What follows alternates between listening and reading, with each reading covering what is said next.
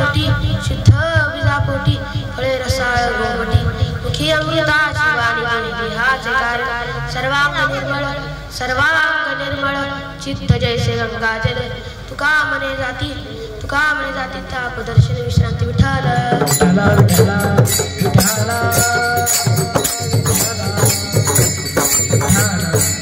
महायोग पीठे तटे भीमरत्यम वरम कुंडलिकाय दातु मुरींद्रे समागश्च चित्तम तमानंद कंदम परब्रह्मलिंगम ध्वजे पांडुरंग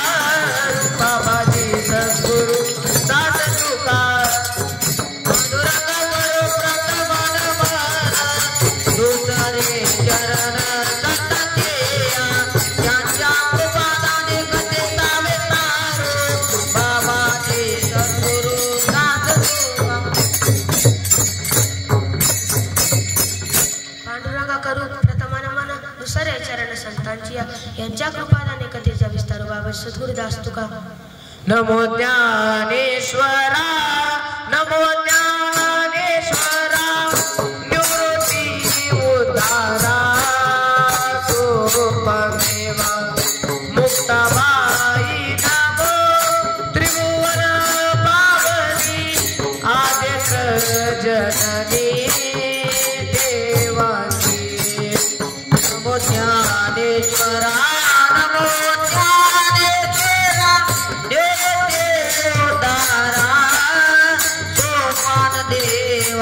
मुक्ताबाई नमो त्रिभुवन पावनी आद्य जननी देवाची नमो ज्ञानेश्वरा निवृत्ति उद्धारा सोपमेवा मुक्ताबाई नमो त्रिभुवन पावनी आद्य जननी देवाची नमो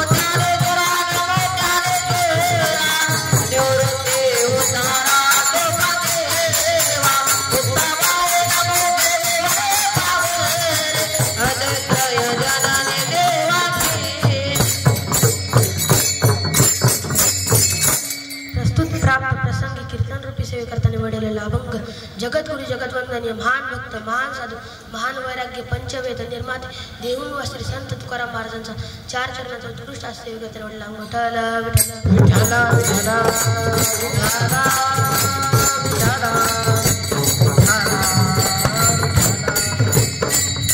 कीर्तनाला सुरुवात करण्यापूर्वी हलकासा पर्याय जाण्याचं गरजेचं असतं म्हणजेच की आज एकादशी निमित्त माझी कीर्तन रूपी सेवा निवडलेली आहे माझे गुरुवारी भागवत महाराज फुके आणि आता अशी चाल म्हणले होते राम महाराज चिखले आणि त्यांना साथ देणारे आदित्य महाराज थोरड आणि पक्वाद कृष्ण महाराज शिंदे आणि त्यांना साथ देणारे ओंकार महाराज पोटे सर्वांचरणी समर्पित सर्वांचरणी नतमस्तक सेवेला सुरुवात करतो मस्तक हे पायावरी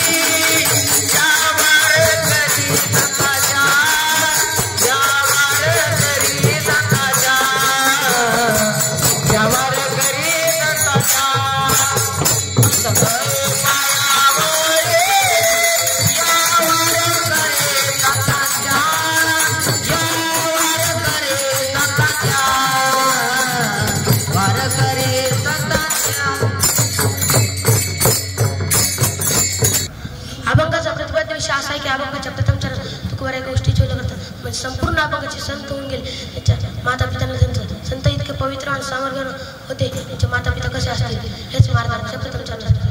शुद्ध जापोटी दहावीच्या पोटी फळे रसाळ अभंगाच्या दुसऱ्या चरणात तुकोबार म्हणतात पवित्र आईवडिलांच्या पोटी जन्माला पुत्र करणं कसे असतील त्यांच्या मुखातून सदैव देहाचे किंवा राष्ट्राच्या देवासाठी सावध हेच मार्गाच्या दुसऱ्या चरणात सांग फळे रसाळ गोमटी मुखी अमृताची वाणी देह देहाचे कारण सर्वांग निर्मळ चित्त जैसे गंगाजल तुका म्हणे जाती ताप दर्शन विश्रांती विठ्ठल विठ्ठल विठ्ठल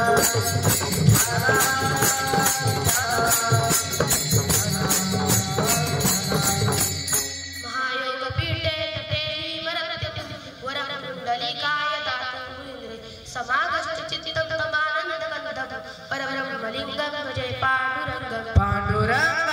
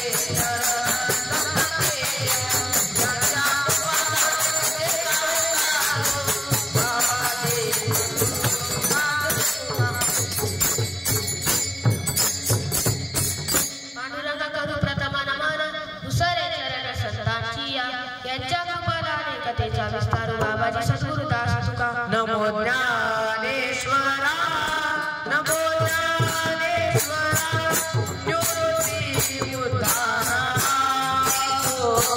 देवा मुक्ताबाई नमो त्रिभुवन पावनी आदित्य जननी देवाची ज्ञानेश्वरा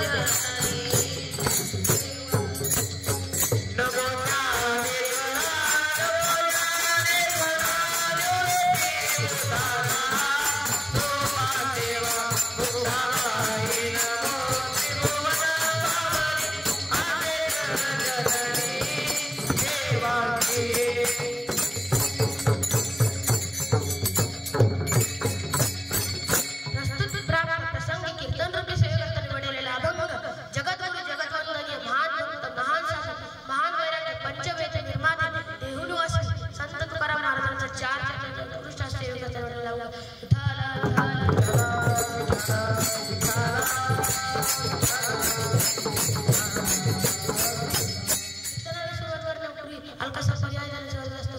म्हणजेच आज एकादशी निमित्त माझी कीर्तन रूपी सेवा निवडलेलं आहे. आणि माझे गुरुवर्य भागवत महाराज फुके आणि आता अशी चाल बनली ते म्हणजे राम महाराज शिकलेले ते त्यांना साथ करणार आदित्य महाराज थोरवड आणि प्रपादात कृष्ण महाराज शिंदे आणि त्यांना साथ करणारे ओंकार महाराज पोटे यांच्या सर्वांचे नतमस्तक होते. विषय असा आहे की अभंगाच्या प्रथम चरणातून बरं एका गोष्टी सुरू करतात. संपूर्ण अभंगात ते संत होऊन गेले त्यांचे माता पित्यांना हे संत इतके पवित्र आणि सामान्य असते. त्यांचे माता पिता कसे असतात हेच मार्गाच्या प्रथम चरणात शुद्ध विजा पोटी फळे रसाळ मोठी. अभंगाच्या दुसऱ्या चरणातून बरं म्हणतात पवित्र वडिलांच्या पोटी जन्माला आलेले पुत्र कन्या कसे असतात त्यांच्या मुखातून शरीर देहाचे किंवा राष्ट्राच्या सेवेसाठी समर्पित करतात. हेच मार्गाच्या दुसऱ्या चरणात मुख्य अमृताची देहाचे कारण अभंगाच्या तिसऱ्या चरणातून बरं पवित्र वडिलांच्या पोटी जन्माला आलेले पुत्र कन्या कसे असतील त्यांच्या मुखातून सदैव देहाचे किंवा राष्ट्राच्या सेवेसाठी समर्पित करतात. त्यांची शरीर चित्तगंगेच्या पाण्याप्रमाणे नसतं. हेच मार्गाचे तिसऱ्या चरणात सांगतात. सर्वांग निर्मळ चित्त जैसे गंगा जल. अभंगाच्या चौथ्या चरणातून बरं उगा महाकृष्णीचं दर्शन मात्रेनेच नाही झालं. हेच मार्गाचे शेवट चौथ्या चरणात सांगतात. तू का म्हणे जाते ताप दर्शन विसरून. आता कीर्तनात सरासर अर्थ झाला इथे बसलेले की ज्यांना झोपून जा ते झोपून जा. तुम्ही जरी झोपले मी हाच तुम्हाला उठा विठ्ठल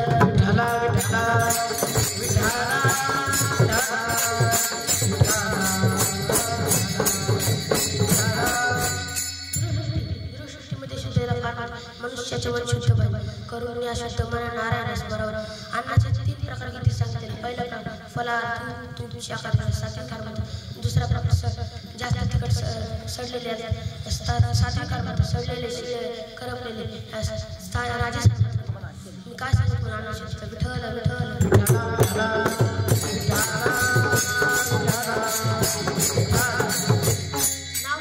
या जगात फक्त भगवान पांडुरंगाचेच नाव असते. नाही ते काहींचे नाव आहे गंगाधर आंघोळ करायला नाही किंवा नाव आहे भागमारे मंदिर पावन करायचे किंवा नाव आहे शांतावर भांडणा वाचन पण अशी आम्ही शांत बसून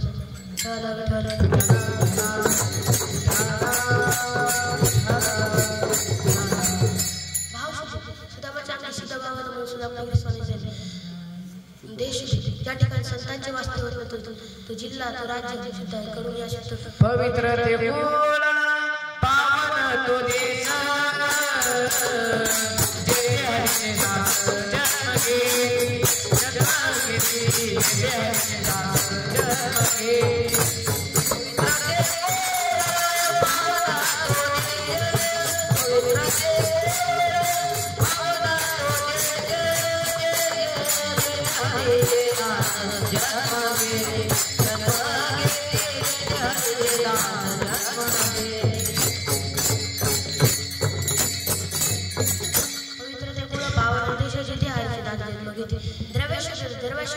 दान केलेले होते. इथे बसलेले पैकी ज्यांना वाटतं आपले धन शुद्ध हवे त्यांनी सरळ हाताने दान केले.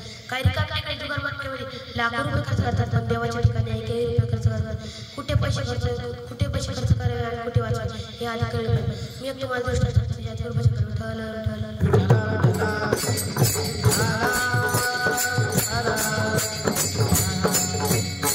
एका खेडेगावात एक श्रीमंत माणूस राहत होता. त्याला संततीही नव्हती. आमच्यासारख्या एका महाराजांना सांगितले तू सत्यनारायणाची पूजा तुला पुत्र प्राप्त होईल. ते सत्यनारायणाची पूजा करायला लागले. ब्राह्मण बोवाला बोलले पूजेचे सर्व साहित्य आणले. पूजा मांडण्यास सुरुवात केली. ब्राह्मण व बोलले तात्याला म्हणले तात्या पूजेत एक नारळ पडले. ब्राह्मण व तात्या म्हणतात ब्राह्मण तात्या म्हणतात तुंगतीचे खर्च पडलो नाही. तात्या बाजूला दुकानात आणि विचारतो किती लावणार आहे. दुकानदार म्हणतो 20 रुपयाला. तात्या म्हणतो काय कमी नाही का. दुकानदार म्हणतो तुम्हाला कमी पैसे तुम्हाला परभणीला जावे लागेल. तात्या आला इष्टकडून परभणीला आल्यानंतर एका बाजूच्या दुकानात जाताना विचारतो किती लावणार आहे. दुकानदार म्हणतो 16 रुपयाला. काय कमी नाही का. तुम्हाला कमी पाहिजे असेल तुम्हाला जिंतूरला जावे लागेल. तात्या आला इष्टकडून जिंतूरला आल्यानंतर एका बाजूच्या दुकानात जातो आणि विचारतो किती लावणार आहे. दुकानदार म्हणतो 14 रुपयाला. काय कमी नाही का. तुम्हाला कमी पाहिजे तुम्हाला तुम्हाला कमी नाही फुकटच मिळेल तुम्हाला कोकणाला जायला. तात्या आल्या स्टेशनला कोकणाला. आणि कोकणाला उंच नारळ झाडे. तात्या एक नारळ झाडावर चढला आणि नारळ तोडला. तात्याला एक मोठा नारळ दिसला. तात्या त्या नारळ तोडू लागला. तेवढ्यात त्या नारळाला लटकला. तात्या त्या नारळाला लटकला. तिथं उंच उंच नारळ झाड होते. तात्या एक नारळ झाड चढतो आणि तात्या नारळ तोडू लागला. ती नारळ तोडते तोडते त्याला मोठा नारळ दिसला. तात्या त्या नारळाला तोडायला गेला. त्या नारळाला लोंबकला. तात्या त्या नारळाला लोंबकला. तिथून जे उंटवाले बाबा जात होते ते उंटवाले बाबा तात्याला म्हणतात, हो तात्या म्हणतो उंटवाले बाबा, हो उंटवाले बाबा मला खाली उतरा. त्या उंटवाले बाबा मी तुम्हाला खाली उतरतो तुम्ही पण मला काय देतात. उंटवाले बाबा म्हणतात, मी तुम्हाला 5,000 रुपये देतो पण तुम्ही मला खाली उतरा. उंटवाल्याने आपला उंट तात्याची खाली लावला आणि तात्याला म्हणतो उडी मार. तात्याची पाय काय उंटावर येत. तात्या म्हणतो, मी तुम्हाला 5,000 रुपये देतो ना, तुम्ही अशी उडी आणा माझे पाय तुमच्या हातात येतील. तात्या अशी उडी उंटवाला अशी उडी आणतो. तात्याचे पाय उंटवाल्याच्या हातात येतात. पण उंटा काय गाडी मारा ब्रेक सोडलं थांबलं आणि ब्रेक सोडून निघालं. उंटाला झटका लागला आणि उंट निघाला आपल्या वाटेला. तात्या दोघंही एका इरीच्या फांदी अडकले. तात्या म्हणतो आसमान से गिरे खजूर मॅट के. तात्या म्हणतो आसमान से गिरे खजूर मॅट. तात्या वरी जंगली लाग होता. तात्या वरी पाहत होते. एक वाघोबा होता आणि मध्ये तात्या ज्या फांदीवर अडकले त्या फांदीवर आगीमत होती आणि त्याचं लक्ष खाली जाते नागोबा होता. तात्या म्हणतो वरी गेले तो वाघोबा, मध्ये अडकले तो आगोबा आणि खाली गेले तर नागोबा.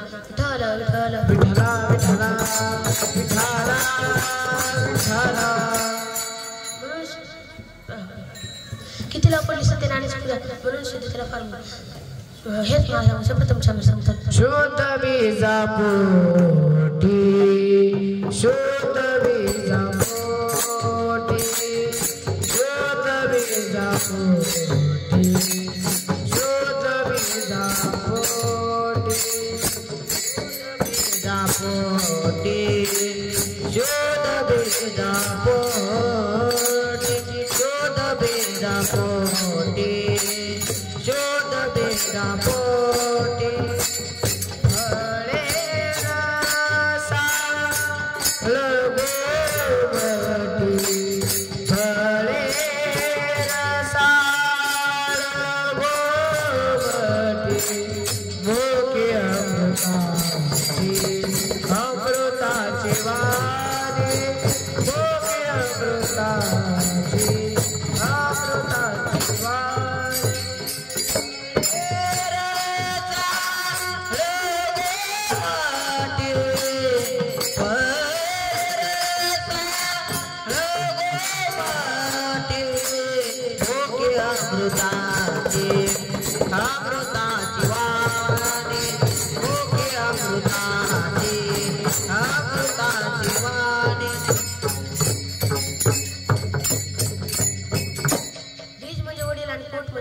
त्यांच्या पोटी जन्माला आलेले पुत्र का कन्या कसे असतील.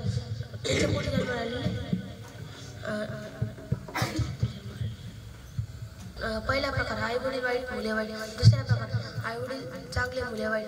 तिसरा प्रकार आई वडील वाईट मुले चांगली. चौथा प्रकार आई वडील चांगले मुले चांगली. एखाद्याचे आई वडील चोरटे नाले असतील तर मुलगा पण चोरटा नाले असतील. मी एक तुम्हाला दृष्टांत सांगतो. उन्हाळ्यात दिवस होते. आंब्याला मुलं फुटला होता. एक मुलगा आंबे झाड चढला आंबे झोड लागला. त्या दुरुणीच्या शेतकऱ्याने पाहिले आणि त्या दुरुणीच्या शेतकऱ्याने पाहिले आणि शेतकरी जवळ आला आणि त्याला म्हणतो चल रे तुला त्या बापाकडे होतो अशी टाकून लागला. तो मुलगा म्हणला मी ज्या फांदी होते माझ्या वरच्याच फांदी माझे वडील विठ्ठल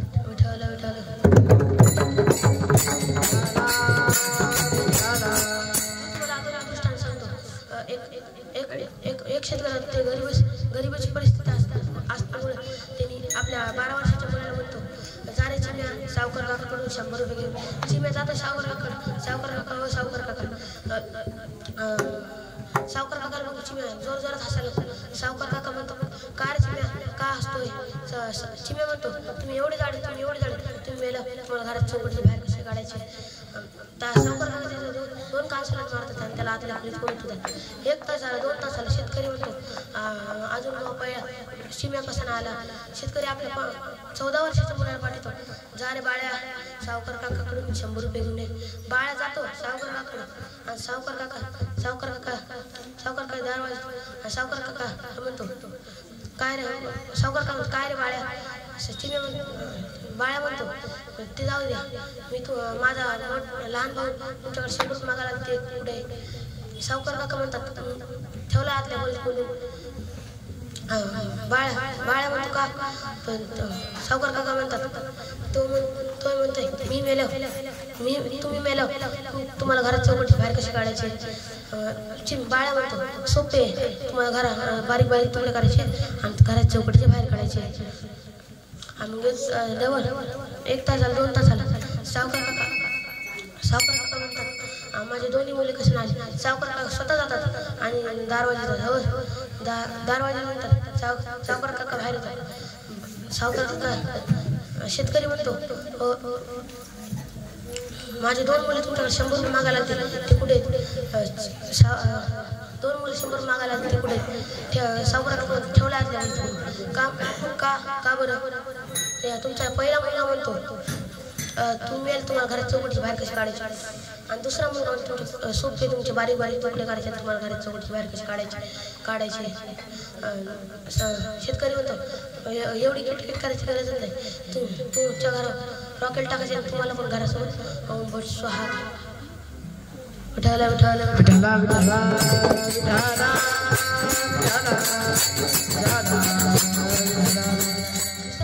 आई वडील वाईट मुले वाईट. एक वारकरी बाबा रोज सकाळी उठून देवपूजा करायची आणि त्यांचा मुलगा रोज सकाळी उठून इथे दांडी करायचा. वारकरी 1-2 दिवस बघितले वारकरी बाबांनी आणि एका दिवशी वारकरी बाबांनी 2 कान शिर तोडल्या आणि त्याला आतल्या देवघरात आणल्या पण फुटली. त्या देवघरात त्यातलं खेळून उठली आणि सावकार आपले भजन सुरू केले. देहातीची की जोरी भक्ती सास ठेवा उघडदार देवा आता उघडदार देव. त्या वारकरी बाबाचे नाव बंडू होते आणि त्यांच्या मुलांनी आपल्या आतल्या खोलीत भजन सुरू केले. लाकडाची विटी लाकडाचा दांडू उघडदार बंडू आता उघडदार बंडू. आणि आता वारकरी बाबाला पंढरपूरच्या वारी जात होते. वारकरी बाबा आपल्या बाळ्या पंढरपूरच्या वारी जायचे. तो 8 दिवस देवपूजा करतो का. बाळ हो मी करतो. वारकरी बाबा पंढरपूरच्या वारी जातात आणि एका दुसऱ्या दिवशी त्या बाळ्याच्या आई त्याला उठली आणि जा रे बाळ्या तू देवपूजा करायला जातात. बाळ्या सगळे देव एका बाजूला टाकतो आणि इरीत उडी मारतो. जेवढे जड देव होते ते बकेट राहिले जेवढे हलकी देव होते त्या आकाशात तरंगले ओरी आले. मग तात्या बाळ्या आला ते बकेट देव घेऊन बाळ्याची आई होती. बाळ्या बाकी देव कुठे झाले ह्या देवाला गंध करायला लावला. बाळ्या म्हणतो बाकी देवाने सुतक पाळले आणि नाही आपले आरती देव गावाच्या आत उडी मारली आणि आत्महत्या केली आणि ह्या देवाने सुतक पाळले. विठाला विठाला विठाला विठाला विठाला